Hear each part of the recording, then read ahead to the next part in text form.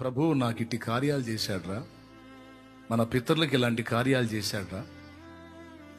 ఆయనను మరిచిపోతే మనం రెండు నష్టాలు పొందుతాం. ఒకటి, కృతజ్ఞతాహీనులం అవుతాం. రెండు, విశ్వాసాన్ని కోల్పోతాం. గనుక చాలా వాటిని పొందుకోకుండా లాస్ అవుతాం. ఆయన కార్యాలను మళ్ళా గుర్తు చేసుకోవటం వలన, ఆ అనుభవాలు మళ్ళా గుర్తు చేసుకోవటం వలన రెండు ప్రయోజనాలు. ఒకటి, దేవుని ఎడల కృతజ్ఞత కలిగి భయభక్తులతో బ్రతుకుతాం.